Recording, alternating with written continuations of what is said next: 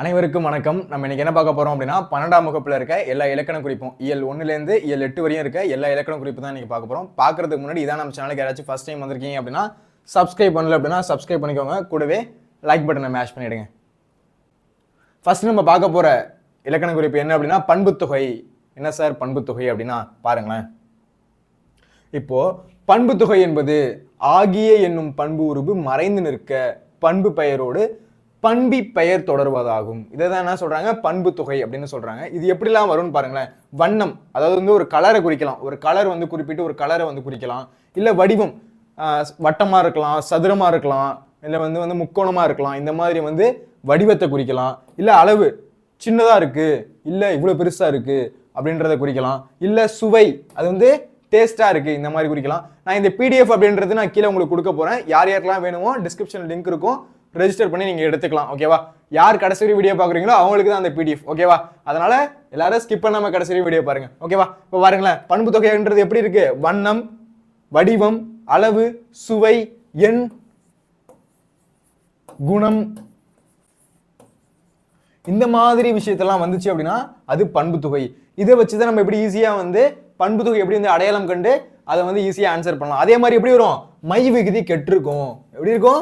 My விகுதி கெட்டிருக்கும். செம்மை அப்படின்னு வருது அப்படின்னா அது மை விகுதி கெட்டு செந்தமிழ் அப்படின்னு வரும். அப்ப என்ன ஆயிடுச்சு? செம்மையாகிய தமிழ். அதான் இங்க இருக்கு பாருங்களேன்,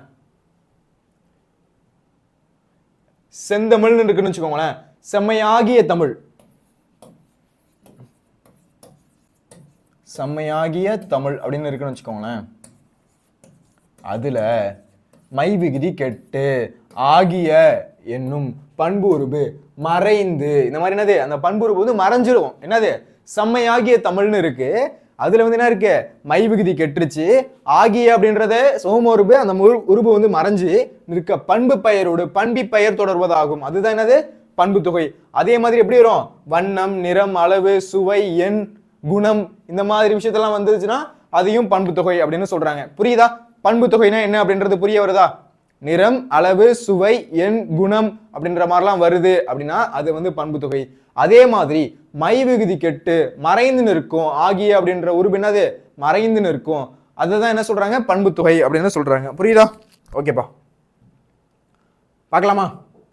ஃபர்ஸ்ட் செந்தாமரை அப்படின்றது எப்படி இருக்கு? வண்ணமா இருக்கு. ஒரு செம்மையாகிய எப்படி இருக்கு? செந்தாமரை அப்படின்றது எப்படி இருக்கும்? செவந்த தாமரை. எப்படி இருக்கு? அந்த செம்மையான கலர் மாதிரி இருக்கா? அதனால இது வண்ண பண்பு தொகை அப்படின்னு சொல்றாங்க. அடுத்து வட்ட நிலா. நிலா எப்படி இருக்கான்? வட்டமா இருக்கான். அதனால என்னது? வடிவம். இது எப்படி இருக்கு? வடிவத்தை குறிக்குது. நான் என்ன சொல்லியிருந்தாலும் முன்னாடியே, வடிவம் வட்டமா இருக்கலாம், சதுரமா இருக்கலாம், சிவகமா இருக்கலாம், முக்கோணமா இருக்கலாம். அது மாதிரி எந்த வடிவத்தை வேணா குறிப்பிடலாம். அந்த மாதிரி குறிப்பிட்டுச்சு அப்படின்னா அதை நம்ம பண்பு தொகை அப்படின்னு சொல்றோம். ஓகேவா? அடுத்து முத்தமிழ் அப்படின்றது எப்படி இருக்கு? அளவை குறிக்குது. இயல், இயல், இசை, நாடகம் அப்படின்னு 3 வகையான தமிழ் இருக்கு. இது என்ன பண்ணுது? அளவை குறிக்குது. அடுத்து இன்சொல் அப்படின்றது எப்படி இருக்கு? சுவை, இனிமையாகிய சொல். எப்படி இருக்கு? அந்த பேச்சை கேட்கும் போது அப்படியே இனிமையா இருக்கு அப்படின்றத சொல்லுவோம்ல, அப்ப எப்படி இருக்கு? இன்சொல் அப்படின்றது சுவையை குறிக்குது. இந்த மாதிரி வருது அப்படின்னா அதுதான் என்ன சொல்றாங்க? பண்பு தொகை அப்படின்னு சொல்றாங்க. புரியும்னு நினைக்கிறேன். ஓகேவா? அப்ப செந்தாமரைன்றது எப்படி இருக்கு? வண்ணம், ஒரு கலரை குறிக்குது. வட்ட நிலா அப்படின்றது வடிவத்தை குறிக்குது. முத்தமிழ் அப்படின்றது பெரிய அளவை குறிக்குது. இன்சொல் அப்படின்றது இனிமையா இருக்கு, சுவையா இருக்கு. அது எப்படி இருக்கு? சுவையை குறிக்குது. அதனால இதெல்லாம் பண்பு தொகை. புரியும்னு நினைக்கிறேன். ஓகேவா? இப்ப பார்க்கலாமா? ஓகேவா? ஃபர்ஸ்ட் செந்தமிழ் சொல்லியிருந்தேனா? செந்தமிழ், செந்நிறம், செம்பருதி அப்படின்றது பிரிச்சமா?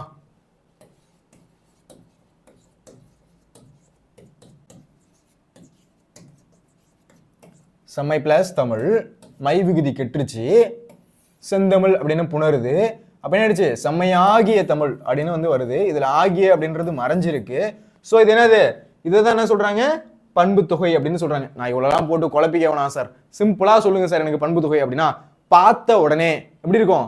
அது நிறத்தையோ, அளவையோ, சுவையையோ, குணத்தையோ, எண்ணையோ இந்த மாதிரி குறிச்சுது அப்படின்றத பாத்தீங்க அப்படின்னா கண்ணை மூடிட்டு அது பண்பு தொகைன்னு டிக் பண்ணிட்டு போயிட்டே இருக்கலாம். சிம்பிள். ஓகேவா? அப்ப என்னது?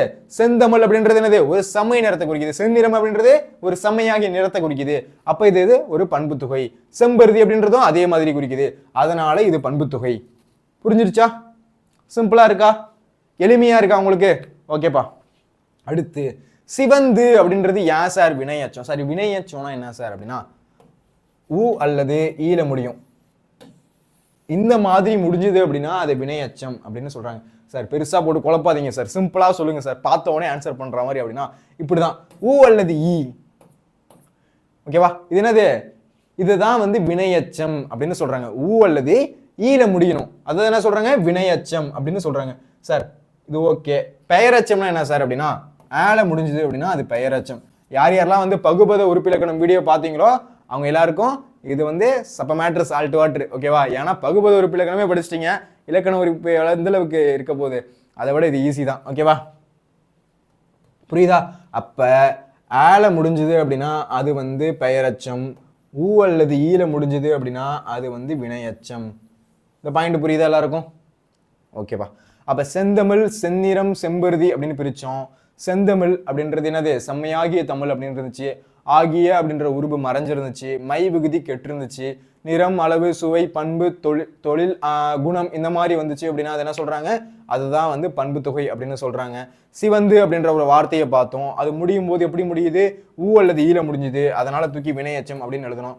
சரி, ஓகே சார், இது வரையும் சொல்லிட்டீங்க. இப்போ வியர்வை வெள்ளம் இருக்கு, உருவகம் இருக்கு. என்ன சார் உருவகம்? என்ன சார் இந்த உவமை? உவமைனா என்ன, உருவகம்னா என்ன? என்னை வந்து சின்ன வயசு கிளாஸ்ல இருந்து பாடா படுத்து சார். அப்படின்னா இப்ப பாருங்களேன், பாத மலர் அப்படின்னு ஒரு வார்த்தை எடுத்துப்போம். பாத மலர் அப்படின்னு ஒரு வார்த்தை எடுத்துப்போம்.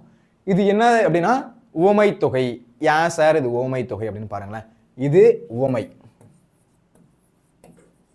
இதுல ஒரு உருபு மறைஞ்சிருக்கு. போல, புறைய, அன்ன, இன்ன, மான, கடுப்ப, உரல அப்படின்ற வார்த்தையெல்லாம் மறைஞ்சி வந்துச்சு அப்படின்னா அதுதான் உவமை தொகை அப்படின்னு சொல்லுவாங்க. ஃபர்ஸ்ட் நான் அதை எழுதுறேன் பாருங்களேன்.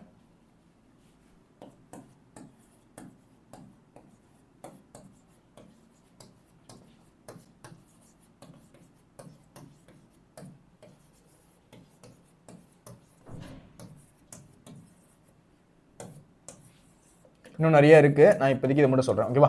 போல, புறைய, அன்ன, இன்ன, மான, கடுப்ப இந்த மாதிரி வார்த்தைகள்லாம் மறைஞ்சி வருது அப்படின்னா அது என்ன சொல்றாங்க? உவமை தொகை அப்படின்னு சொல்றாங்க. இப்ப பாருங்களேன், பாத மலர் அப்படின்னு இருக்கா, இது என்னது? உவமை. இது என்னது? பாதம் போன்ற மலர். இது என்னது? இதுதான் ஓம உருபு அப்படின்னு சொல்றாங்க.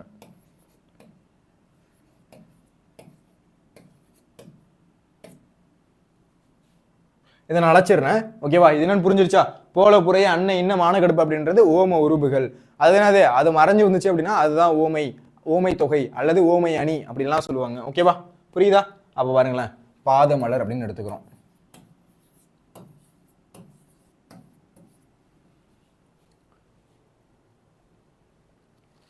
இப்ப பாத மலர் இருக்கா? இப்ப பாருங்களேன், இது வந்து ஓமை.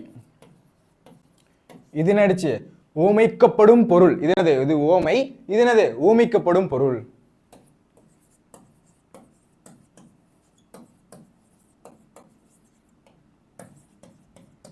இதுல என்ன ஆயிடுச்சு? பாதம் போன்ற மலர் எப்படி இருக்கான்? இது வந்து ஓம உருபு, இது வந்து மறைஞ்சிருக்கு. அதனாலதான் இது என்ன சொல்றாங்க? ஓமை தொகை, உவமை அப்படின்னு சொல்றாங்க. அப்ப போல, புறைய, அன்ன, இன்ன, மான, கடுப்பு போன்ற இந்த மாதிரி வார்த்தையில மறைஞ்சு வந்துச்சு அப்படின்னா அதை வந்து ஓமை தொகை. இது என்னது? ஓம உருபு. இப்ப இது எப்படி சார் உருவகமா மாறும் அப்படின்னா இது அப்படியே மாத்தி எழுதுனீங்க அப்படின்னா அது அவ்வளவுதான் உருவகம். எப்படி சார் இப்ப மாத்தி எழுது? இப்ப பாத மலர் இருந்துச்சா, மலர் பாதம் அப்படின்றது என்னது? அதுதான் உருவகம். பாத மலர் இருக்கு, அந்த வார்த்தை அப்படியே உள்டாவா மாத்தி போட்டோம் அப்படின்னா அதுதான் என்னது? உருவகம். அப்ப பாத மலர் இருக்கு, முன்னாடி உள்ள வார்த்தையை பின்னாடி போடுறோம். மலர் பாதம் அப்படின்றது என்னது? அதுதான் உருவகம். ஓகேவா? புரியுதா? உருவகம்னா என்னன்னு புரியுதா? உவமை என்னன்னு புரியுதா? இதுதான் வந்து உவமை உருவகம். உருவகம்னா என்ன இருக்கும்? முன்னாடி உள்ள வார்த்தை பின்னாடி வரும். ஓகேவா? புரியுதா? மதி போன்ற முகம்,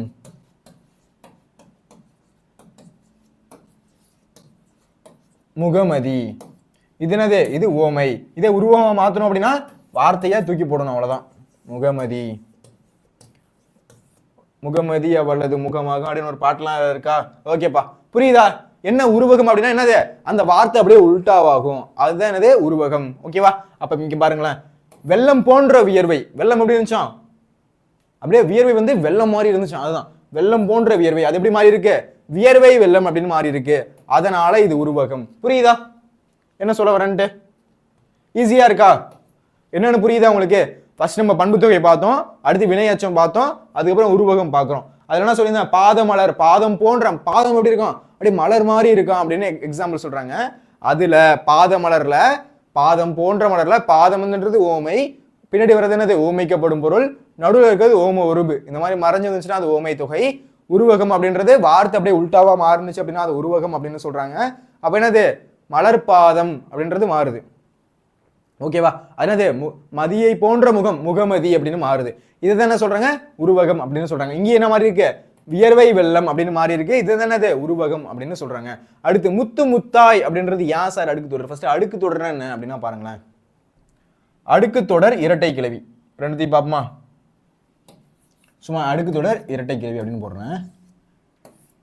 இந்த அடுக்கு தொடரை பிரிச்சா பொருள் தரும்.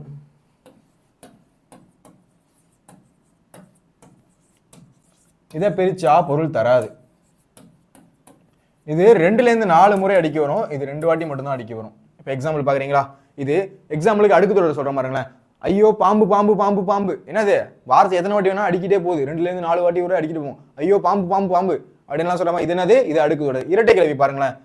படபட, படபடன்னு இருக்காதரா, படபட படபடன்னு இருக்காதரா சொல்லுவாங்க. படபடன்னு இருக்காதரா, கடகடன்னு வாடா. வார்த்தை என்னது? 2 முறை மட்டும்தான் அடிக்க வருது இந்த இடத்துல. படபடன்னு இருக்காதரா, கடகடன்னு வாடா.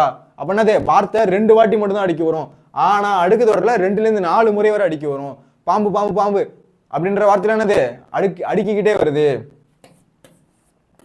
அடுக்கிக்கிட்டே போகும் இந்த தொடர். இதுதான் அடுக்கு தொடர். புரியுதா? அப்ப புரியுதா உங்களுக்கு? இப்ப முத்து முத்தாய் அப்படின்றது என்னது? இது அடுக்கு தொடர். முத்து முத்தாய் அப்படின்றது என்னது? ஒரு அடுக்கு தொடர். புரியும்னு நினைக்கிறேன். ஓகேவா? அடுத்து போலாமா? கிளியர் ஆகுதா எல்லாருக்கும்? என்ன சொல்ல வரோன்றது ஈஸியா இருக்கா? முக்கியப்பா இலக்கண குறிப்பு. ஓகேப்பா. அடுத்து அடுத்து உயர்ந்தோர் வினையால் அணையும் பெயர். வினையால் அணையும் பெயர் அது என்ன சொல்றாங்க? வினையால் அணையும் பெயர். இந்த மாதிரி ஓர், அன், ஆர் இந்த மாதிரிலாம் முடிஞ்சது அப்படின்னா அது வினையால் அணையும் பெயர் அப்படின்னு சொல்லுவாங்க. இப்போ பாருங்களேன். பொறுத்தார் பூமி ஆழ்வார் அப்படின்றது ஒரு வினையாளினும் பெயர். வந்தவர் அவர்தான் அப்படின்றது ஒரு வினையாளினும் பெயர். வினையால், ஒரு வினையால் அணையும் பெயர் அதுதான் வினையால் அணையும் பெயர் அப்படின்னு சொல்றாங்க. பாருங்களேன். உயர்ந்தோர், யார் உயர்ந்தோர்? நிறைய பேர் இருக்காங்க, அவங்க உயர்ந்தாங்க. வந்தவர் அவர்தான் அப்படின்றது என்னது? ஒரு வினையால் அணையும் பெயர். பொறுத்தா பூமி ஆழ்வாங்க, பொறுத்தார் பூமி ஆழ்வார் அப்படின்றது என்னது? ஒரு வினையால் அணையும் பெயர். புரியுதா? அடுத்து வெங்கதிர், வெம்மையாகிய கதிர். வெம்மையா இருக்கு, அந்த கதிர் எப்படி இருக்கான்? வெம்மையா இருக்கான். பார்த்தவொடனே கண்டுபிடிச்சு ஈஸியா போறதுன்னா சொல்லியிருக்கேன், பண்பு தொகை தான் சொல்லியிருக்கேன். ஓகேவா? வெங்கதிர் அப்படின்றது வெம்மையாகிய கதிர். ஓகேவா? இந்த பாயிண்ட் புரியுதா? வெங்கதிர்ன்றது எப்படி வெம்மையாகிய கதிர் அப்படின்னு பிரிக்கிறோம். இதுல ஆகிய அப்படின்றது அந்த உறுப்பு மறைஞ்சு வருது. வெம்மையில மை விகுதி கெட்டு இருக்கு. வெம்மை அப்படின்றது ஒரு நிறத்தை குறிக்கிற மாதிரி இருக்கு. ஸோ இது என்னது? கண்ணை முடிட்டு என்ன பண்ணோம்? இது பண்பு தொகை அப்படின்னு டிக் பண்ணிட்டு போயிட்டே இருக்கணும். ஓகேவா? இதுதானது பண்பு தொகை. நிறம், அளவு, சுவை, அளவு அப்படின்ற மாதிரி குணம், இந்த மாதிரி எண் இதெல்லாம் குறிப்பிட்டுச்சு அப்படின்னா அதான் சொல்லுவோம், அதை தான் பண்பு தொகை அப்படின்னு சொல்லுவோம். இந்த பாயிண்ட் எல்லாரும் கிளியர் ஆகுதா? புரியுதா? ஓகேப்பா. அடுத்து சார் இல்லாத இடைக்குறைனா என்ன சார்? ஃபர்ஸ்ட் குறைனா என்னன்னு சொல்லுங்க பாப்போம். குறை அப்படின்னா குறைஞ்சிருக்கு, ஒரு விஷயம் குறைஞ்சிருக்கு, அதுதானே சொல்றாங்க குறை. இது இங்க எங்க குறைஞ்சிருக்கு?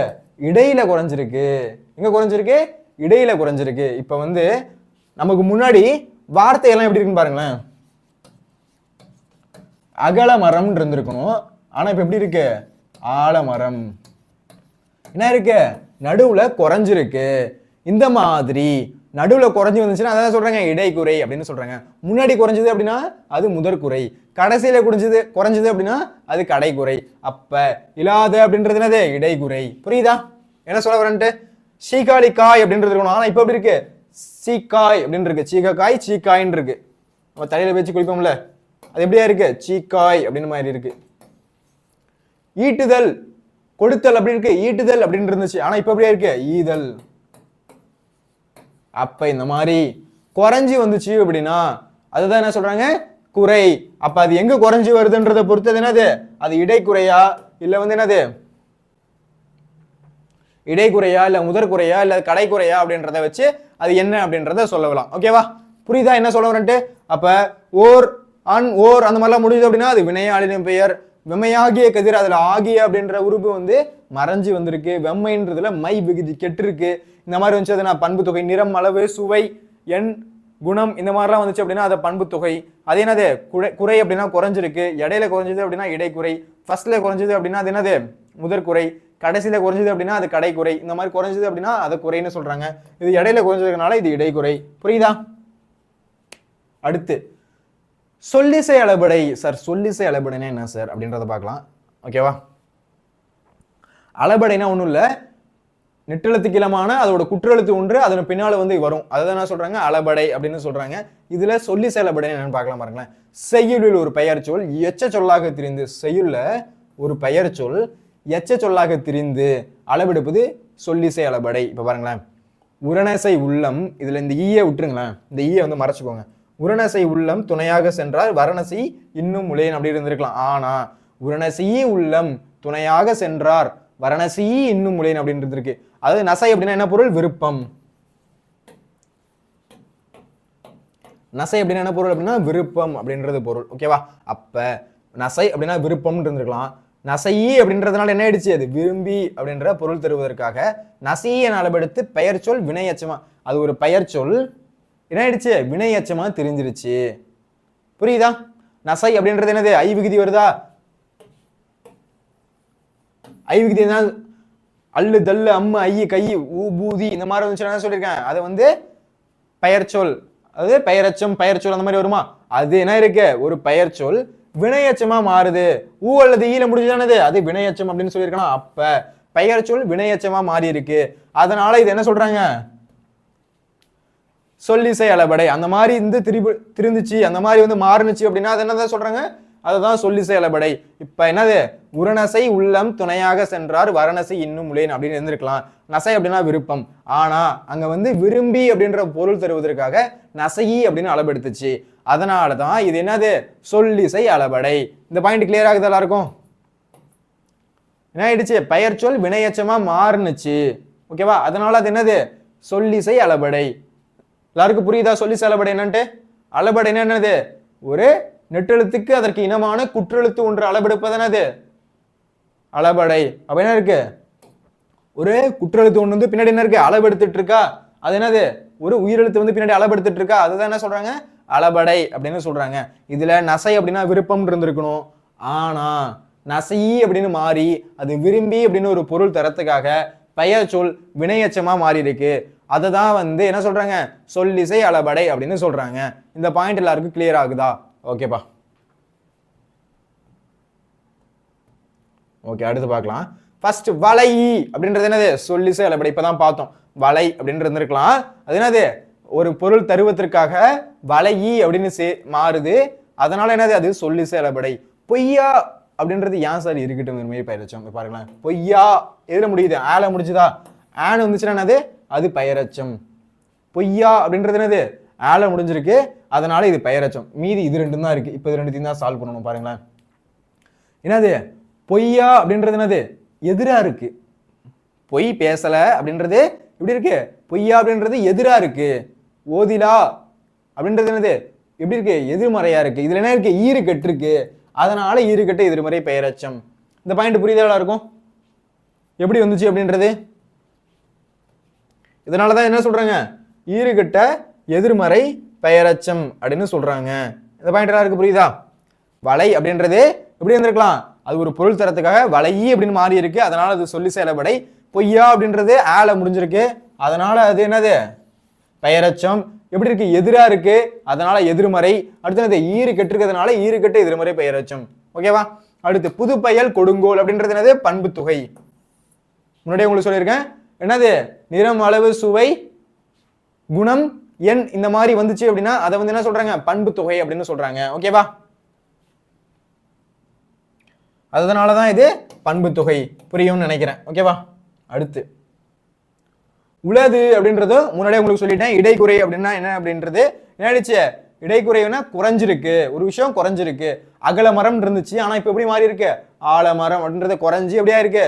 குறையா இருக்கு. அதே மாதிரி என்னது உளது அப்படின்றது ஒரு இடைக்குறை. மாதவம் அப்படின்றது யாச உரிச்சொற்றொடர் அப்படின்னு பாருங்களேன்.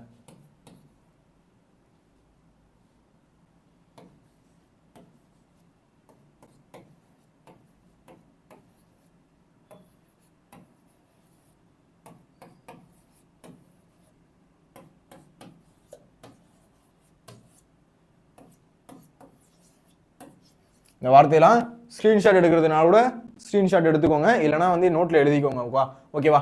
மா சால உரு தவ நனி கடி இந்த மாதிரி வார்த்தைகள்லாம் வந்துச்சு அப்படின்னா அதை தான் என்ன சொல்றாங்க அப்படின்னா உரிச்சொற்றொடர் அப்படின்னு சொல்றாங்க. இந்த இருக்கா இந்த மாதிரி வார்த்தையெல்லாம் வந்துச்சு அப்படின்னா அதுதான் என்ன சொல்றாங்க உரிச்சொற்றொடர். மா சால உரு தவ நனி கடி இந்த மாதிரி வார்த்தை வந்துச்சுன்னா அதுதான் வந்து உரிச்சொற்றொடர். ஓகே, புரியுதா? என்ன வார்த்தை வருதுன்னு முன்னாடி இருக்கு பாருங்க. மாதவம், சால உரு தவ நனி கடி. அப்படியே வந்து ஆர்டரா மனப்பாடம் பண்ணிக்கோங்க. சால உரு தவ நனி கடி, சால உரு தவ நனி கடி அப்படின்ட்டு மனப்பாடம் பண்ணி வச்சுக்கோங்க. வந்துச்சு அப்படின்னா அந்த வார்த்தையை பார்த்த உடனே ஆன்சர் பண்ணிட்டு போயிட்டே இருக்கணும். ஓகேவா? இந்த இலக்கண குறிப்புலாம் ரொம்பலாம் டைம் எடுத்துக்கவே கூடாது. பார்த்த உடனே ஆன்சர் பண்ணிட்டு போயிட்டே இருக்கணும். அப்ப மாதவம் அப்படின்றதுல மா அப்படின்றது என்னது ஒரு உரிச்சொற்றொடர். ஓகேவா? ஓகே, அடுத்து தாழ்கடல் அப்படின்றது யாசர் வினைத்தொகை. வினைத்தொகை என்ன அப்படின்னா 3 காலத்துக்கு சொல்ற மாதிரி இருக்கணும். ஊறுகாய், ஊறிய காய், ஊறுகின்ற காய், ஊறும் காய், இந்த மாதிரி 3 காலத்துக்கும் சொல்ற மாதிரி இருந்துச்சு அப்படின்னா அதை தான் என்ன சொல்றாங்க வினைத்தொகை. இப்ப பாருங்களேன், தாழ்ந்த கடல், தாழும் கடல், தாழுகின்ற கடல், இதுதானது வினைத்தொகை. அடுத்து செற்றவர் அப்படின்றத நான் சொல்லியிருந்தேன். வினையாளின் பெயர் எப்படி இருந்துச்சு அப்படின்றத. நுந்தை அப்படின்றது நும் தந்தை அப்படின்றது எப்படி மருவி இருக்கு, நுந்தை அப்படின்னு மாறி இருக்கு. நுண் தந்தை இப்படி மாறி இருக்கு, நுந்தை அப்படின்னு மாறி இருக்கு. ஓகேவா?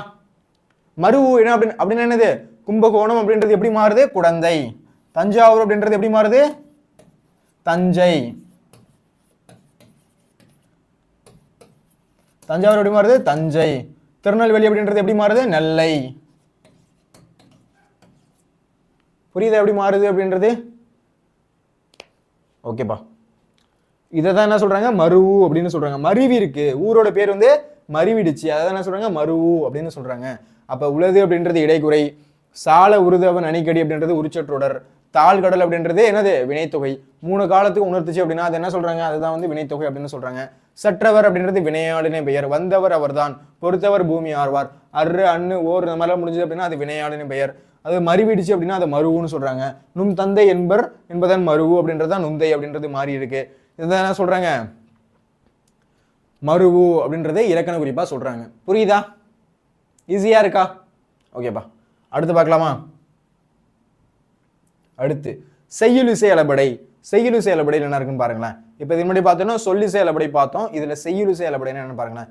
செய்யுளில் ஓசை குறையும் போது அதை நிறைவு செய்ய நெட்டெழுத்துக்கள் அளபடுத்தலை செய்யுளிசை அளபடை என்போம்.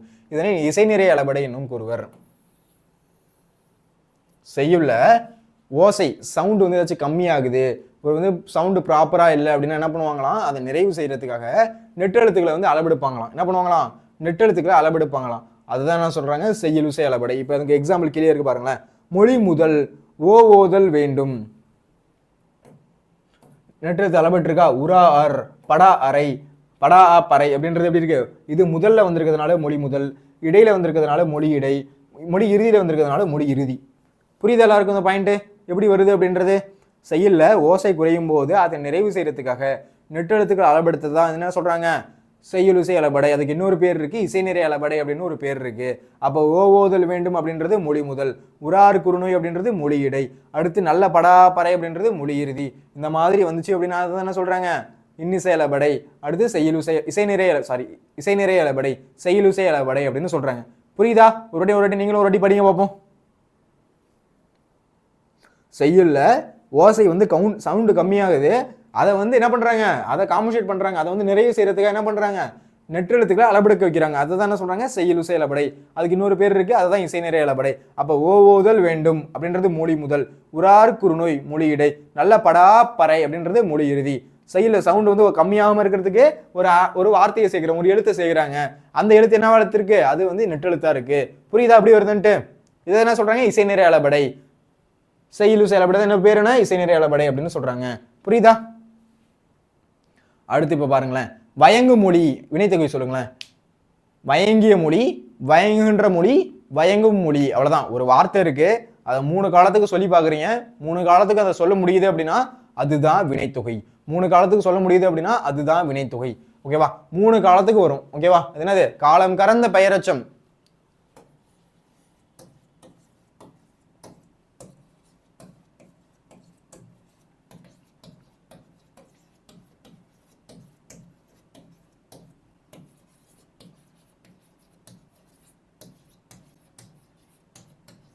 காலம் கடந்த பெயரெச்சம் தானே அது வினைத்தொகை. ரொம்ப முக்கியம். 3 காலத்துக்கு உணர்த்தணும்.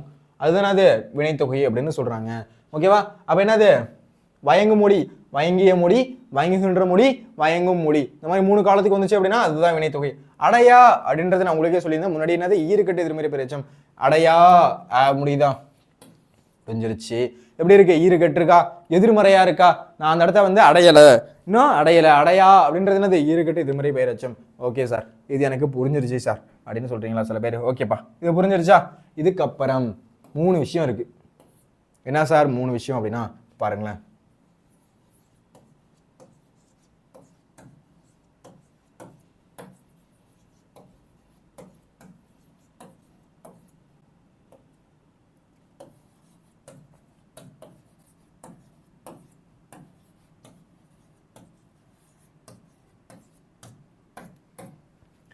இப்போ இந்த 3 வார்த்தை இருக்கு பாருங்களேன்.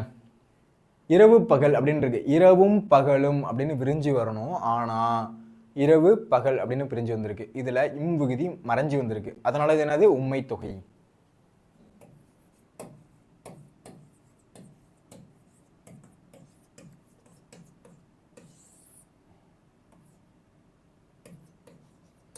விகுதி மறைஞ்சு வந்துச்சு அப்படின்னா அது உண்மை தொகை. ஐந்தும் அப்படின்றது என்னது? முற்றுமை.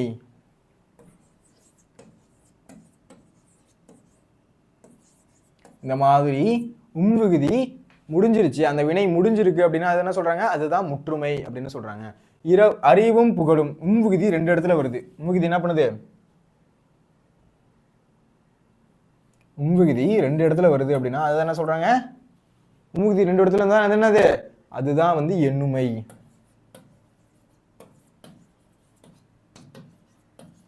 புரியுதா எப்படி வருதுன்ட்டு? இரவு பகல் அப்படின்றது இரவும் பகலும் அப்படின்றது வந்திருக்கணும். ஆனா அது இரவு பகல்னு வந்து விகுதி மறைஞ்சு வந்திருக்கு. அதனால அது என்னது? உண்மை தொகை. ஐந்தும் அப்படின்றது முற்றுமை. விகுதி என்ன இருக்கு? இந்த இடத்துல முடிஞ்சிருக்கு, வினை முற்று பெற்றிருக்கு, அதனால அது முற்றுமை. அறிவும் புகழும் அப்படின்றது விகுதி 2 இடத்துல இருக்கு, விகுதியில வரணும். இந்த மாதிரி விகுதியில வந்துச்சு அப்படின்னா அதை வந்து என்ன சொல்றாங்க? எண்ணுமை அப்படின்னு சொல்றாங்க. புரியுதா? சிரா அர் அப்படின்றது இசை நிறை அளபடை. என்னது? செய்யுளிசை அளபடை. பார்த்துருந்தோமா? செய்யுளிசை அளபடைன்னு ஒன்று பார்த்துருந்தோமா? அது என்ன சொல்லியிருந்தாங்க? சிரா அர் செய்யுள்ள ஓசை குறையிற இடத்துல நெட்டெழுத்துக்களை அளபெடுக்க வைப்பாங்க. அது பேர் என்னது? செய்யுளிசை அளபடை, இசை நிறை அளபடை அப்படின்னு சொல்லுவாங்க. இங்க என்ன பண்ணிருக்காங்க? செய்யுள்ள ஒரு நெட்டெழுத்து அளபெடுக்க வைக்கிறாங்க. இது பேரு இசை நிறை அளபடை. புரியுதா? வயங்கு மொழி அப்படின்றது ஏன் வினைத்தொகை? 3 காலத்துக்கும் உயர்த்தது. வயங்கிய மொழி, வயங்குகின்ற மொழி, வயங்கும் மொழி அப்படின்னு 3 காலத்துக்கு உயர்த்தினால இது வந்து வயங்கும் மொழி அப்படின்றது வினைத்தொகை. அடையா அப்படின்றது ஈறுகட்டு எதிர்மறை பெயரெச்சம். கடைசியில முடியும் போது ஒரு எழுத்துல முடியுது, அதனால இது என்னது? பெயரெச்சம். எதிர்மறையா இருக்கு, அதனால வந்து என்னது? அடையா அப்படின்றது ஈறுகெட்டு இருக்கு, ஈறுகெட்டு எதிர்மறை பெயரெச்சமா இருக்கு. அறிவும் புகழும் கடைசி எழுத்து என்ன இருக்கு? விகுதி வெளிப்படையா வந்திருக்கு, அதனால அது எண்ணுமை. அடுத்து சிறாறுல என்ன இருக்கு? நெட்டெழுத்து அளபெடுக்க வச்சிருக்காங்க, அதனால அது இசை நிறை அளபடை. ஓகேவா? ஓசை குறையும் போது அதை நிறைவு செய்ய நெட்டெழுத்துக்களை அளபெடுக்க வைப்பது செய்யுளிசை அளபடை. அது பேர் என்னது? இசை நிறை அளபடை என்றும் அழைப்பர். ராப்பகல் அப்படின்றது என்னது? உண்மை தொகை. ஐந்தும் அப்படின்றது என்னது? முற்றுமை. அறிவும் புகழும் அப்படின்றது விகுதி கடைசியில் 2 வாட்டி வந்துச்சு அப்படின்னா அது எண்ணுமை. மறந்துடவே கூடாது. தூக்கத்தில் எழுப்பி கேட்டாலும் தெளிவா சொல்லணும். ஓகேவா? இலக்கண குறிப்புக்கு ரொம்ப ரொம்ப ரொம்ப முக்கியமானது. ஓகேவா? ஓகேப்பா, அடுத்து பார்க்கலாமா? அடுத்து மலரடி உண்மை தொகை. மலரை போன்ற அடி.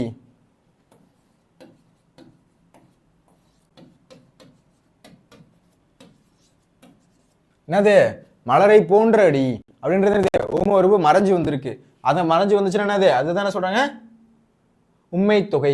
இதே வந்து உருவம் மாத்தணும் அப்படின்னா அடிமலர். அவ்வளவுதான். என்னாச்சு? அந்த வார்த்தையை அப்படி என்ன பண்ணுவோம்? உள்டாவை அப்படி மாத்தி போட்டோம் அப்படின்னா அதுதானது? அதுதான் உருவகம்.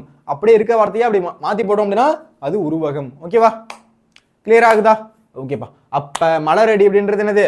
உவமை தொகை. மலரடி அப்படின்றது உவமை தொகை. உவமை வந்து என்ன இருக்கு? மறைஞ்சு வந்திருக்கு. ஓகேவா? உவமை ஓமிக்க பொருள் பொருள் ரெண்டு வந்துச்சு அப்படின்னா அதுதான் உவமை தொகை அப்படின்னு சொல்றாங்க. அடுத்து வளர்தலம் வினைத்தொகை. வளர்ந்த தலம், வளர்கின்ற தலம், வளரும் தலம், அந்த மாதிரி 3 காலத்துக்கு சொன்னா அது என்னது? வினைத்தொகை. ஒன்றும் இல்லை, ஒரு வார்த்தை இருக்கு, 3 காலத்துக்கு சொல்லி பார்க்க முடியுதான்னு பாருங்க. ஜஸ்ட் 3 காலம். 3 காலம்னு எது சார் அப்படின்னா இறந்த காலம்,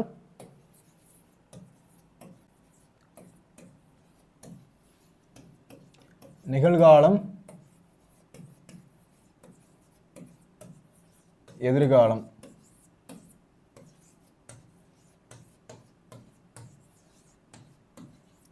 இந்த மாதிரி 3 காலத்துக்கும் வரா மாதிரி இருக்குதான்னு சொல்லி பார்க்கணும். இந்த மாதிரி 3 காலத்துக்கு வந்துச்சு அப்படின்னா அதை என்ன சொல்றாங்க?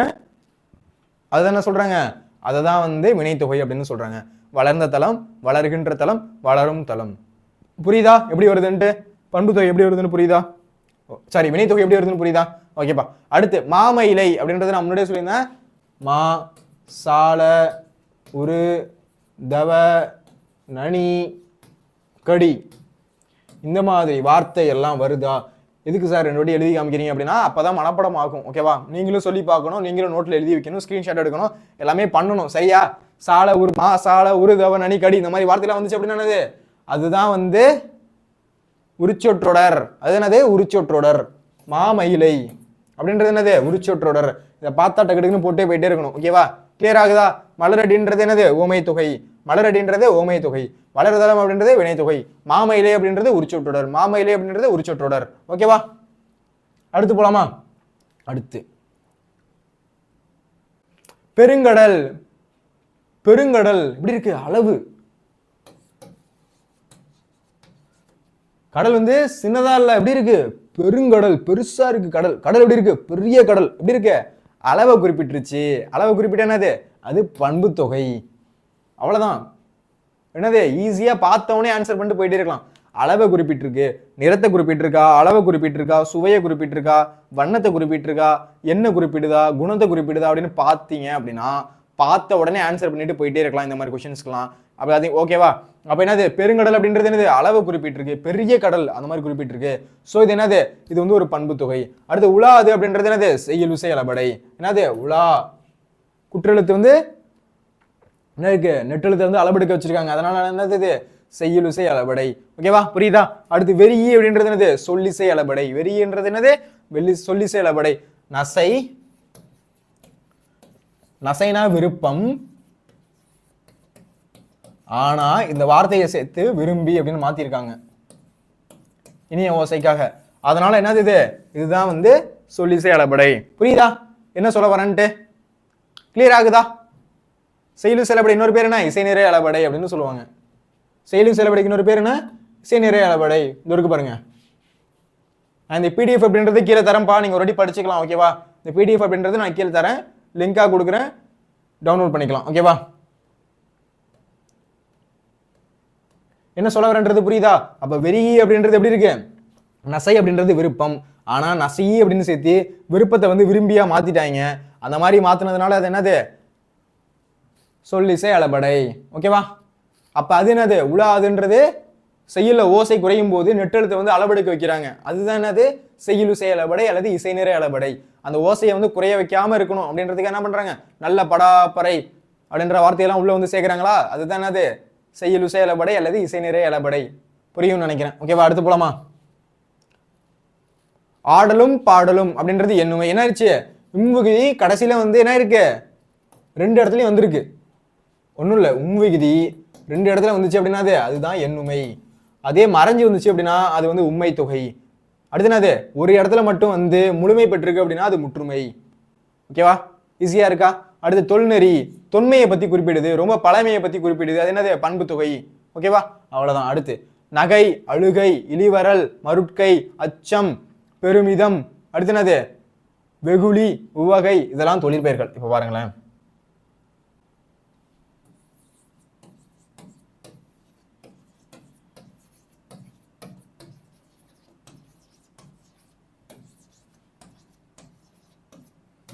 என்ன சார் இது இப்போ பார்த்தாலும் ஏதாச்சும் எழுதி போட்டே இருக்கீங்களே சார் அப்படின்னா பாருங்களேன், இதெல்லாம் வந்து என்னது விகுதிகள். இந்த விகுதிலாம் வந்துச்சு அப்படின்னா என்னது, அது வந்து என்னது, அதுதான் வந்து தொழிற்பெயர். இந்த உருபுலாம் வந்துச்சு என்னது, அதுதான் தொழிற்பெயர்கள். இப்போ பாருங்களேன், அல்லு தல்லு அம்மு ஐயி கையி ஊ பூதி இந்த மாதிரி வார்த்தையெல்லாம் வருது அப்படின்னா அது வந்து தொழிற்பெயர்கள் அப்படின்னு சொல்லுவாங்க. இதுல எங்க சார் வருது அப்படின்னு பாருங்களேன், நகை, அழுகை, இல்ல கைன்னு கூட எடுத்துக்கலாம், எலிவரல் அல்லு, மருட்கை அச்சம் அம்மு, பெருமிதம் அம்மு, வெகுளி உவகை, இந்த மாதிரி உருபுகள்லாம் வருதா, இந்த மாதிரி வந்துச்சுன்னா என்னது, அது வந்து தொழிற்பெயர்கள். ஓகேவா? இது எப்போ சார் நானும் இந்த மாதிரி பார்த்தோன்னே ஆன்சர் பண்ணுவோம் அப்படின்னா, நிறைய வாட்டி வந்து நீங்களும் நிறைய இலக்கண குறிப்பை ப்ராக்டிஸ் பண்ணி பார்க்க தான் வரும். ஓகேவா? நீங்கள் ப்ராக்டிஸே பண்ணாமல் சார் உரிச்சொற்றல் மட்டும் தான் சார் எனக்கு தெரியும், அழகாக அந்த மா வருது, சாலை வருது, உருது வருது, தவ வருது, நனி வருது, கடி வருது, அப்படி வச்சு போட்டுருவேன் சார் அப்படின்னா அதை மட்டும் வச்சு போட முடியாது எல்லாத்துக்கும். ஓகேவா? என்ன பண்ணணும், நிறைய நீங்கள் ப்ராக்டிஸ் பண்ணி பார்க்கணும். நிறைய வந்து உரிச்சொற்றொடர்கள் ஒவ்வொரு வார்த்தையும் நிறைய வாட்டி நீங்கள் வந்து பார்த்தா மட்டும் தான் வந்து ஈஸியாக வந்து அப்ரோச் பண்ண முடியும். ஓகேவா? அப்போ நகை, அழுகை, இழிவரல், மருட்கை, அச்சம், பெருமிதல், வெகுளி, உவகை இதெல்லாம் அது தொழிற்பெயர்கள் அப்படின்னு சொல்றாங்க. ஓகேவா? நகை, அழுகை, இழிவரல், மருட்கை, அச்சம், பெருமிதம், வெகுளி, உவகை இதெல்லாம் அது தொழிற்பெயர்கள். ஓகேவா? மறந்துடக்கூடாது. ஓகேவா? இதெல்லாம் அது தொழிற்பெயர்கள், முக்கியமான ஒண்ணு. ஓகேவா? ஓகேப்பா. அடுத்து காய் நெல் அப்படின்றது யார் சார் வினைத்தொகை? காய்ந்த நெல், காய்கின்ற நெல், காயும் நெல், 3 காலத்துக்கு சொல்லி பார்க்கணும். என்னது வினைத்தொகைன்னு பார்த்தாலே இந்த 3 ஞாபகத்துக்கு வரணும். என்ன பண்ணணும், வினைத்தொகைன்னு ஞாபகத்துக்கு வந்துருச்சுனாலே 3 என்னது 3 அப்படின்றது வரணும். என்னது 3 காலம், காலம் கறந்த பெயரச்சம் என்ன சொல்றாங்க, வினைத்தொகை அப்படின்னு சொல்றாங்க. அப்ப காய் நெல் அப்படின்றது வினைத்தொகை. புக்க அது ஏன் சார் பெயரச்சம் அப்படின்னு பாருங்களேன். ஆள முடிஞ்சா என்ன சொல்லியிருக்கேன், பெயரச்சம். புக்க, நல்ல, வந்த, சென்ற அதெல்லாம் என்னது பெயரச்சம். சென்ற இதெல்லாம் என்னது பெயரச்சம். வந்த இதெல்லாம் என்னது பெயரச்சம். இந்த மாதிரி ஆவிகுதியில வருது அப்படின்னா என்னது பெயரச்சம். கண்ணை மூடிட்டு என்னது இதெல்லாம் பெயரச்சம். புக்க அப்படின்றது எப்படி சார், எங்க சார் ஆவிகுதியில வந்திருக்கு அப்படின்றதே சில பேர் யோசிச்சுட்டு இருக்கீங்க. இப்ப பாருங்களேன், சவுண்டு. ஓகேவா? சவுண்டுடா கால முடிஞ்சிருக்கு அப்படின்னா புக்க, ஆள முடியுதா? ஓகேவா? புக்க அப்படின்றதே ஆள முடியுது. ஓகேவா? இங்க வந்து காதன சார் இருக்கு அப்படின்னு கேட்க கூடாது. ஓகேவா? சவுண்ட் எதுல முடியுதோ அதுதானே பெயரச்சம். ஓகேவா? கடைசியில போயிட்டு இதை மறந்துட்டு வந்துடக்கூடாது. ரைட்டா? ஓகேப்பா. அடுத்து அரியா அப்படின்றது ஈறுகட்டு எதிர்மறை பெயரச்சம். ஏன் சார் இது அரியா அப்படின்றது ஈறுகட்டு எதிர்மறை பெயரச்சம்? இதே மாதிரி பாருங்களேன், ஆள முடியுதா, அரியா ஆள முடியுதா, ஃபர்ஸ்ட் பெயரச்சம். ஃபர்ஸ்ட் என்ன ஆயிடுச்சு, பெயரச்சம் சால்வ் ஆயிடுச்சு. அரியா அப்படின்றது என்னது எதிர்மறையா இருக்கு. எனக்கு தெரியும் உனக்கு தெரியாது. அது என்னது எனக்கு அறியா, எனக்கு வந்து அறியாது, எனக்கு அறியா, அறியாது அப்படின்றது இருக்கணும். எப்படி இருக்கு, அரியா அப்படின்றதுக்கு ஈறு கெட்டிருக்கு. ஸோ ஈறு கெட்டும் சால்வ்டா. அடுத்து எனக்கு அரியா அப்படின்றது ஒரு எதிர்மறையா இருக்கு. எனக்கு தெரியும் தெரியாது உனக்கு தெரியாது அப்படின்றது எதிர்மறையா இருக்கு. அது என்னது எதிர்மறை. ஸோ என்னது ஈறுகட்ட எதிர்மறை பெயரச்சம். புரியுதா? ஈறுகட்ட எதிர்மறை பெயரச்சம். இந்த பாயிண்ட் எப்படி சால்வ் ஆகுதுன்னு தெரியுதா? ஓகேவா? அடுத்து காய் நெல் அப்படின்றது வினைத்தொகை, புக்க அப்படின்றது பெயரச்சம், அரியா அப்படின்றது ஈறுகட்ட எதிர்மறை பெயரச்சம். ரொம்ப முக்கியமான ஒண்ணு, மறந்துடக்கூடாது. ஓகேவா? அடுத்து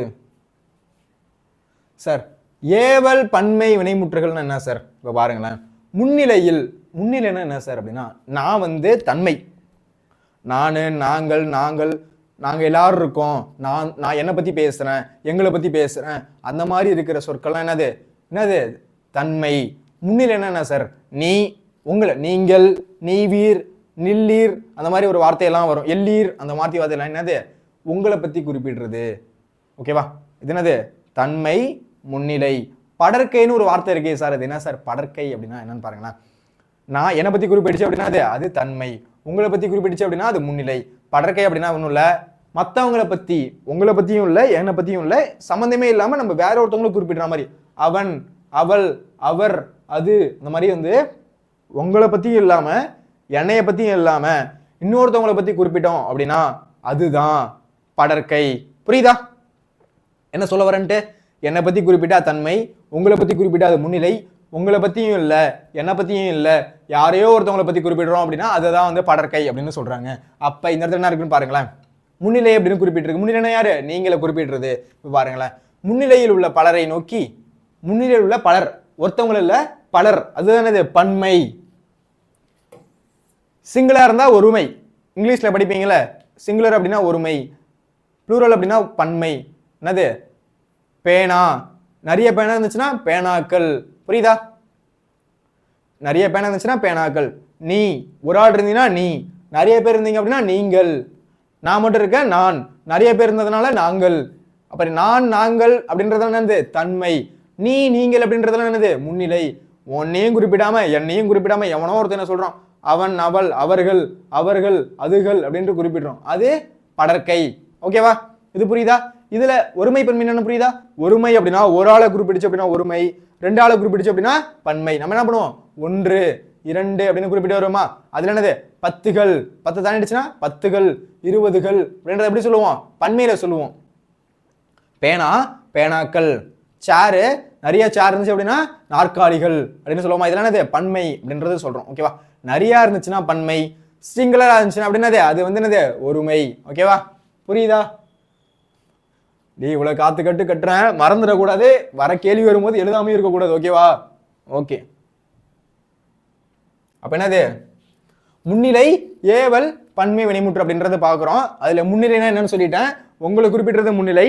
பன்மை அப்படின்றது என்னது சிங்கிளா இருந்துச்சு அப்படின்னா அது ஒருமை, நிறைய பேரை குறிப்பிட்டுச்சு அப்படின்னா பன்மை. இப்போ பன்மையை சொல்லிட்டேன். வினை முற்று பெற்றுச்சு அப்படின்னா அது வினைமுற்று. வினை வந்து முடிஞ்சிருச்சு, நான் வந்தேன் அவ்வளவுதான், அதாச்சும் இருக்கா, நான் வந்துட்டேன் அவ்வளவுதான் முடிஞ்சிருச்சு. ஒரு வினை முற்று பெற்று விட்டது அப்படின்றது என்னது, அதுதான் வினைமுற்று அப்படின்னு சொல்றாங்க. நான் வந்தேன் அவ்வளவுதான், வினை முற்று பெற்றுச்சு. அது என்னது வந்து போய் அந்த மாதிரி இல்ல, நான் வந்தேன் வினை முற்று பெற்றுச்சு, அது வினைமுற்றுகள் அப்படின்னு சொல்றாங்க. ஓகேவா? அப்ப நீங்க பாருங்களேன், முன்னிலையில் உள்ள பலரை நோக்கி கட்டளை பொருளில் வரும். ஏவல்னு என்ன சார் அப்படின்னா கட்டளை இடுறது, எழுது எழுது படி படி அப்படின்லாம் சொல்றாங்கல்ல, வீட்டில் உட்காந்து எழுது எழுது அப்படின்னு சொல்றாங்கல்ல, கட்டளை இடுறாங்கல்ல, நீ இதை பண்ணியே ஆகணும், நீ இதை செஞ்சே ஆகணும், நீ இன்னைக்கு படிச்சுட்டு தான் வீட்டை விட்டு வெளில போற. ஓகேவா? இந்த மாதிரிலாம் வீட்டில் வந்து என்ன பண்ணுவாங்க, இந்த மாதிரிலாம் வந்து கட்டளை இடுறாங்கல்ல, இதுதான் என்னது ஏவல். ஒரு விஷயத்தை ஏவுறது,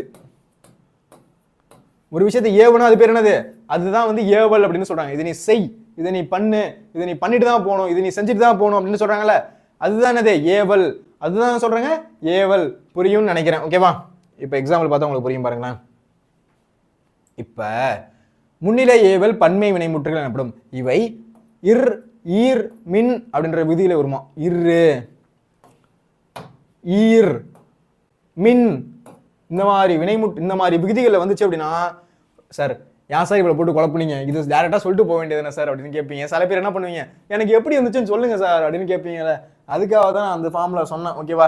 சில பேர் என்ன பண்ணுவீங்க, சார் அந்த சொன்னீங்கல்ல சால உருதவன் நனி கடி, அந்த மாதிரி 4 வார்த்தை சொல்லிட்டு போறீங்களா, அதை விட்டுட்டு ஏன் சார் இதெல்லாம் சொல்லிட்டு இருக்கீங்க அப்படின்னா, சில பேர் என்ன சொல்லுவாங்க, எனக்கு ஃபுல்லாக புரிய வைங்க சார், எனக்கு இது என்னது இந்த மாதிரி ஷார்ட்கட்டில் சொல்லாதீங்க சார் அப்படின்னு சில பேர் கேட்பாங்க. அதுக்காக என்ன பண்ணேன், எல்லாத்தையும் ஃபுல்லாக சொன்னேன். தன்மைனா என்ன, முன்னிலைனா என்ன, படற்கைனா என்ன அப்படின்றது. ஓகேவா? இதுக்கப்புறம் நீ தன்மை முன்னிலை படற்கையே மறக்கக்கூடாது. ஓகேவா? ஓகேவா? அப்ப இது விகுதி எப்படி வரும், இரு ஈரு மின்னு, இரு ஈரு மின்னு, இரு ஈரு மின்னு அப்படின்றத ஞாபகம் வச்சுக்கோங்க. இப்படி வந்துச்சுன்னா என்னது, அதுதான் வந்து ஏவல் பன்மை வினைமுற்று. ஓகேவா? பார்க்கலாமா, எக்ஸாம்பிள் பார்க்கலாமா. உண்ணீர் உண்ணுங்கள், உண்ணீர் உண்ணுங்கள், அடுத்து காப்பீர் காத்திருங்கள், காண்மீன் காணுங்கள், சென்மீன் செல்லுங்கள். என்னடா வார்த்தை இது அப்படின்ற மாதிரி இருக்கா? சரி, அடுத்து இப்ப பாருங்களேன். கருமையாகிய தடம், வெம்மையாகிய குருதி. இருக்கிறதுல ஈஸியானது எது, ஒண்ணு பண்பு தொகை, இன்னொன்னு என்னது தொழில் பெயர்.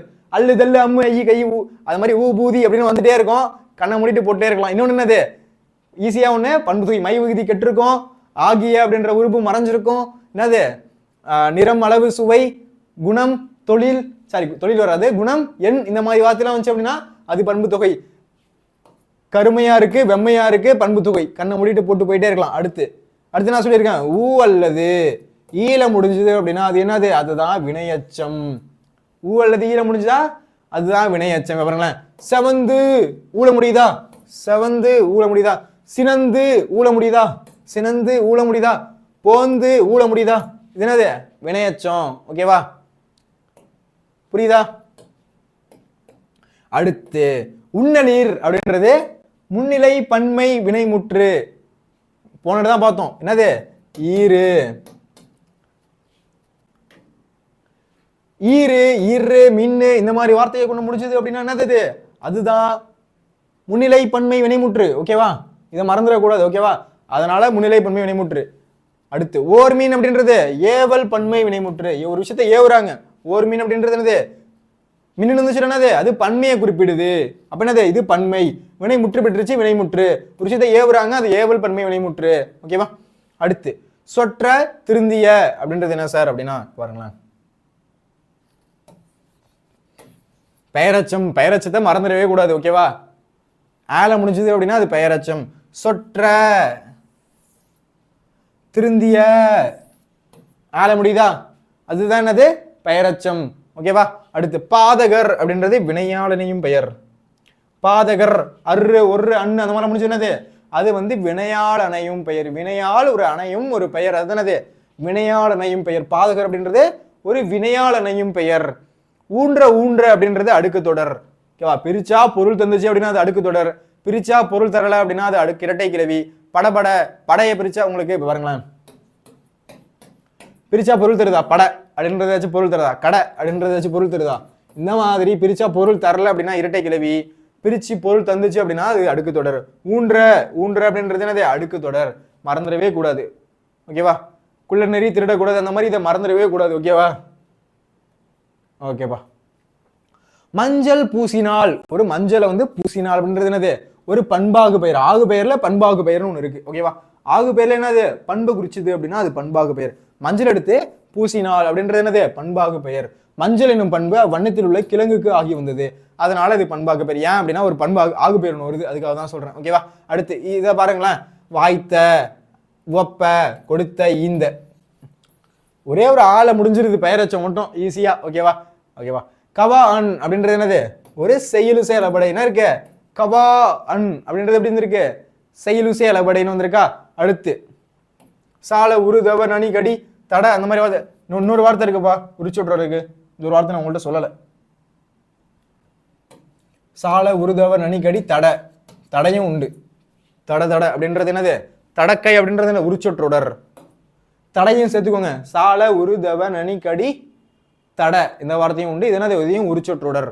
நீலம் சொன்னா மஞ்சள் பூசினால் அது என்னது? அதை தானே சொல்றாங்க ஆகு பெயர். அதை ஃபுல்லா சொல்லாம நீலம் அப்படின்றது என்னது? ஒரு ஆகு பெயர்.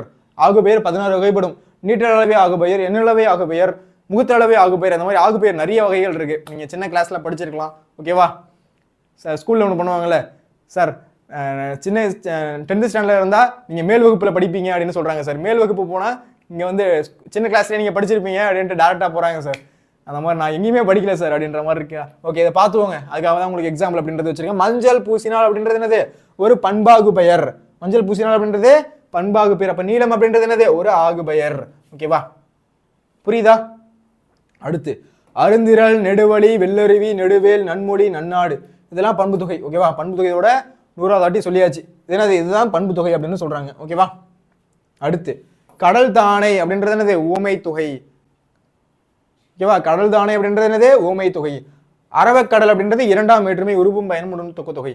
அரவையை உடைய கலை உடைய கடல். அரவையை உடைய கடல். அப்ப ஐன்றது என்னது? வேற்றுமை உருவு, 2ஆம் வேற்றுமை உருவு.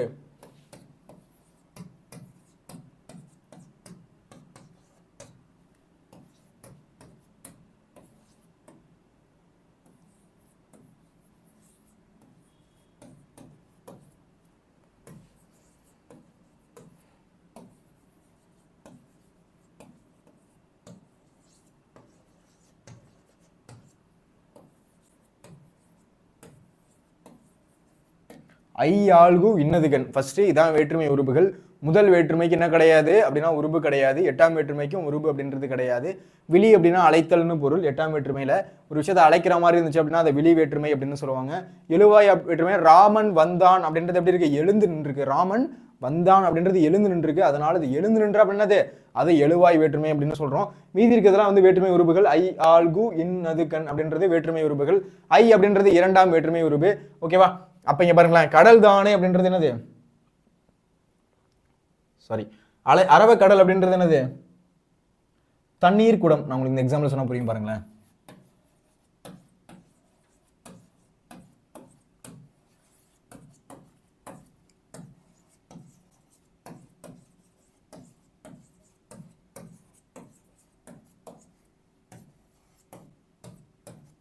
தண்ணீரை உடைய குடம். ஐ வந்திருக்கா, தண்ணீரை, ஐ வந்துருச்சா. உடைய அப்படின்றது ஒரு பயன். தண்ணீர் குடம் அப்படின்றது என்னது அப்படின்னா இரண்டாம் வேற்றுமை உருபும் பயனும் உடன்தக்க தொகை. ஓகேவா, உங்களுக்கு ஒரு எக்ஸாம்பிள் ஈஸியா இருக்கணுன்றதுக்காக சொல்றேன். தண்ணீர் குடம் அப்படின்னு இருக்கு. இது எப்படி பிரிச்சு எழுதலாம் அப்படின்னா தண்ணீரை உடைய குடம் அப்படின்னு பிரிச்சு எழுதுறோம். அதுல தண்ணீரை அப்படின்றதுல ஐ வந்திருக்கு. ஐ என்ன சொல்லியிருக்கேன், இரண்டாம் வேற்றுமை உருபு. அதுல உடைய அப்படின்றது என்னது, ஒரு பயன். அந்த உருபு வந்து என்ன இருக்கு, பயன் வந்து மறைஞ்சிருக்கு. இந்த மாதிரி மறைஞ்சு வந்துச்சு அப்படின்னா அது இரண்டாம் வேற்றுமை உருபும் பயனும் உடன்தக்க தொகை. அப்படி இருக்க தண்ணீர் குடத்துல ஐ மறைஞ்சிருக்கு, உடைய அப்படின்ற வார்த்தையும் மறைஞ்சு வந்திருக்கு. இதுதான் என்ன சொல்றாங்க, இரண்டாம் வேற்றுமை உருபும் பயனும் உடன்தக்க தொகை அப்படின்னு சொல்றாங்க. இந்த பாயிண்ட் எல்லாருக்கும் புரியுதா? இதுதானது இரண்டாம் வேற்றுமை உருபும் பயனும் உடன்தொகை. அப்ப அரவக்கடல் அப்படின்றது இரண்டாம் வேற்றுமை உருபும் பயனும் உடன்தொக்க தொகை. ஓகேவா. அடுத்து மலர்தல் அப்படின்றது தள்ளு, அல்லு, தள்ளு, அம்மு, ஐயு, கையு, ஊ, பூதி இந்த மாதிரி வார்த்தை வந்துச்சுன்னா அது என்னது, அதுதான் வந்து தொழிற்பெயர். அடுத்து விரிகடல் அப்படின்றது வினைத்தொகை. ஏன் சார் வினைத்தொகை அப்படின்னு பாருங்களேன். விரிந்த கடல், விரிகின்ற கடல், விரியும் கடல், காலம் கறந்த பெயர்ச்சம் வினைத்தொகை. 3 காலத்துக்கு உணர்த்துச்சு அப்படின்னா அது வந்து என்னது, அதுதான் வந்து வினைத்தொகை அப்படின்னு சொல்லுவாங்க. புரியுதா? ஈஸியா இருக்கா? ஓகே, உங்களுக்கு ஒரு ஹோம்வொர்க் கொடுக்கணுமே. ஓகே,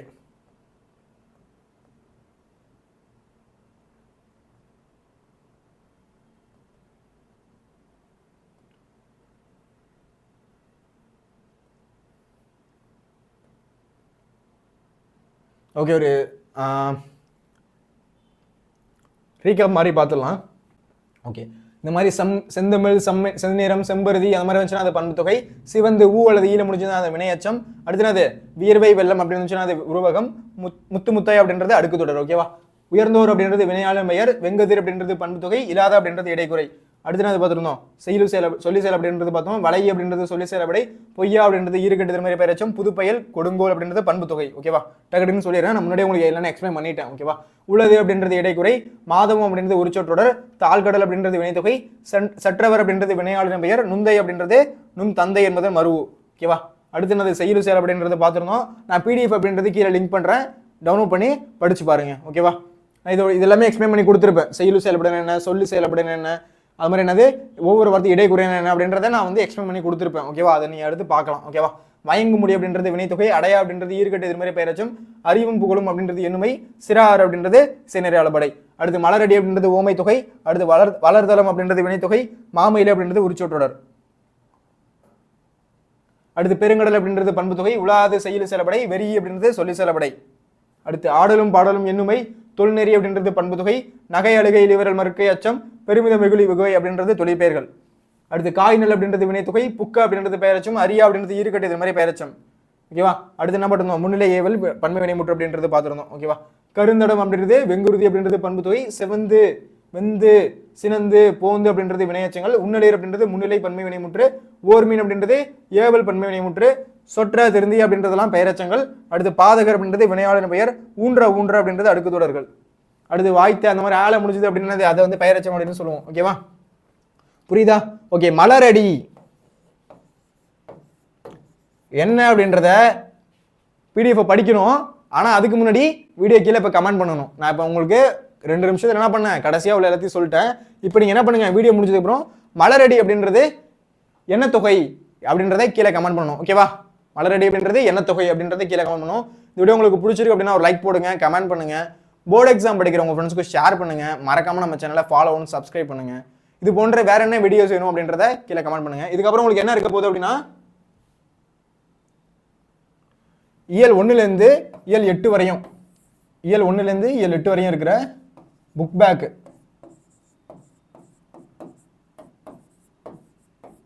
லைவ் இருக்க போகுது. 12th live. ஓகேவா. நாளைக்கு எல்லாரும் அட்டன் பண்ணுங்க. நாளைக்கு ஈவினிங் இருக்கும் 6:30 மணி அந்த மாதிரி டைம்ல எல்லாரும் அட்டன் பண்ணுங்க. என்ன பண்ணலாம், 14க்கு 14. ஓகேவா. கண்ணு மூடிட்டு வாங்கலாம். அதுல என்ன இருக்க போகுது அப்படின்னா ஷார்ட்கட் இருக்க போகுது. சில வார்த்தைக்கு எப்படி இருக்க போகுது, ஷார்ட்கட் அப்படின்றது இருக்க போகுது. இப்போ நான் பாருங்களேன், 1565 இதை நான் எப்படி படிப்பேன் அப்படின்னா ஆரஞ்சு அப்படின்னு தான் படிப்பேன். ஏன், தலைக்கோட்டை போர்னு ஒரு விஷயம் இருக்கு. அதை வந்து எப்படி ஈஸியா ஞாபகம் வச்சுக்கலாம் அப்படின்னு வச்சுக்கோங்களேன். ஒரு கூடையில 5 ஆரஞ்சு போல இருந்துச்சு. ஆரஞ்சு அப்படின்னா ஆரஞ்சு சாப்பிடுவோம்ல, அந்த ஆரஞ்சு. அப்ப எனக்கு எப்படி ஈஸியா ஞாபகம் இருக்குன்னா, ஒரு கூடையில 5 ஆரஞ்சு பழம் இருந்துச்சு, அவ்வளவுதான். தலைக்கோட்டை போர் அப்படின்றது ஒரு கூடையில 5 ஆரஞ்சு பழம் இருந்துச்சு அப்படின்றது எனக்கு மெமரியா இருக்கும். அதே மாதிரி 28 அப்படின்னு படிப்பீங்கல்ல, நான் எப்படி படிப்பேன்னா இருட்டு அப்படின்னு படிப்பேன். Indian national Congress 28 December 28 start பண்ணாங்க அப்படின்றத இருட்டுல ஸ்டார்ட் பண்ணாங்க. டிசம்பர் 28 அப்படின்றது இருட்டு, எனக்கு மறக்கவே மறக்கல. அந்த மாதிரி நம்ம தமிழ் கொஸ்டின்ஸ் என்ன பண்ண போறோம் அப்படின்னா உங்களுக்கு ஷார்ட்கட் வச்சு சொல்லி தர போறேன். ஓகேவா? நாளைக்கு எல்லாருக்கும் என்ன எத்தனை மணிக்கு? ஈவினிங் 6:30 மணிக்கு லைவ் அப்படின்றது இருக்கு. எல்லாரும் கண்டிப்பா அட்டெண்ட் பண்ணிடுங்க. ஓகேவா? ஓகேப்பா, இந்த வீடியோ உங்களுக்கு பிடிச்சிருக்கு அப்படின்னா ஒரு லைக் போடுங்க, கமெண்ட் பண்ணுங்க. போர்டு எக்ஸாம் படிக்கிற உங்க ஃப்ரெண்ட்ஸ்க்கு ஷேர் பண்ணுங்க. நான் மட்டும் படிக்கணும், நான் மட்டும் பாஸ் ஆகணும்னு நினைக்காதீங்க, நல்ல மார்க் எடுக்கணும்னு நினைக்காதீங்க. உங்க ஃப்ரெண்ட்ஸ்க்கு ஷேர் பண்ணி விடுங்க. மறக்காம நம்ம சேனலை ஃபாலோ பண்ணி சப்ஸ்கிரைப் பண்ணுங்க. ஓகேவா? நன்றி, வணக்கம். இதே போல இன்னொரு வீடியோல சந்திக்கலாம்.